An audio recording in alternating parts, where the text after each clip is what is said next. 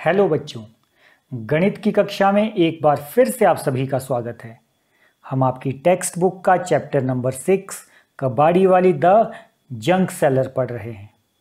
अभी तक इस चैप्टर में आपने जाना कि किरण कबाड़ी वालों से कबाड़ खरीदती है तथा उसे दीनू की बड़ी दुकान पर बेच देती है। बच्चों, कबाड़ खरीदने तथा उसे बेचने का सारा हिसाब वह अपनी डायरी में लिखती है। चलिए बच्चों, पहले देखते हैं कि किरण अपनी डायरी में क्या लिखती है। किरण ने कबाड़ी वालों से 841 रुपए में कबाड़ खरीदा, जिसके लिए किरण ने अपनी डायरी में लिखा, मैंने दिए 841 रुपए। उस कबाड़ को दीनू की बड़ी दुकान में बेचने के बाद दीनू ने उसे कुछ नोट तथा कुछ सिक्के दिए, जिसमें 100 रुपए के 6 नोट, 50 रुपए के 3 नोट, 20 रुपए के 7 नोट, 10 रुपए के 6 नोट, 5 रुपए के 8 नोट तथा 1 रुपए के 4 सिक्के थे।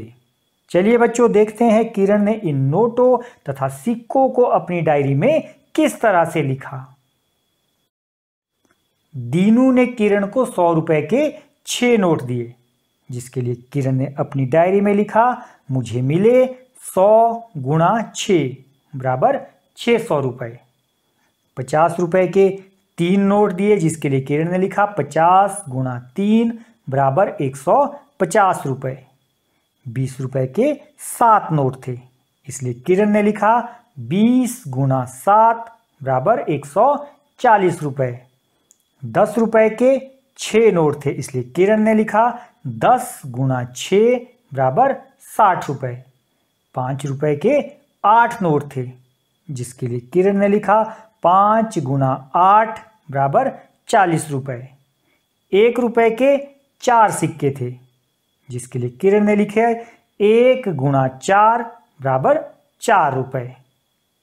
इन सभी का योग करने के बाद उसने लिखा कुल 994 रुपए।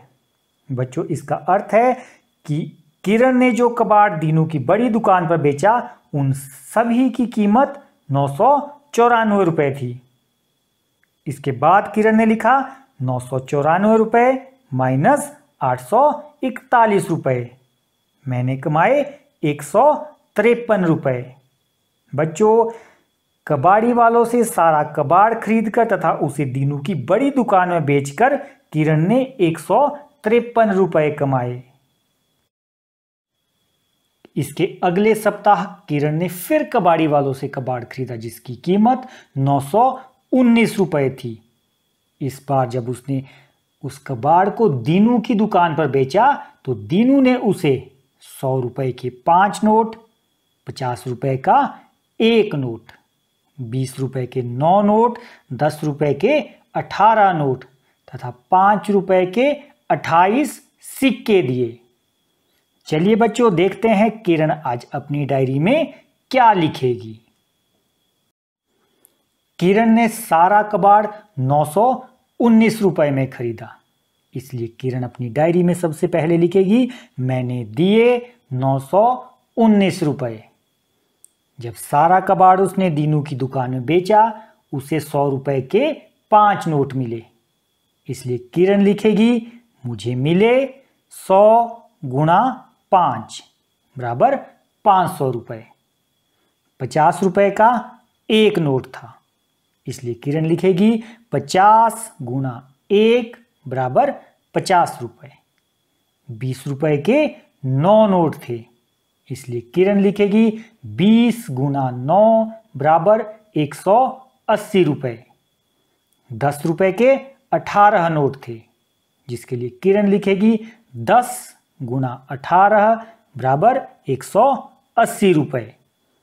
5 रुपए के 28 सिक्के थे, इसलिए किरण लिखेगी 5 गुणा 28 बराबर 140 रुपए।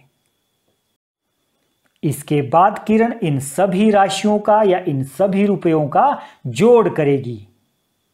500 रुपए जमा 50 रुपए जमा 180 रुपए जमा 180 रुपए जमा 140 रुपए, इन सभी का कुल योग होगा 1000 रुपए।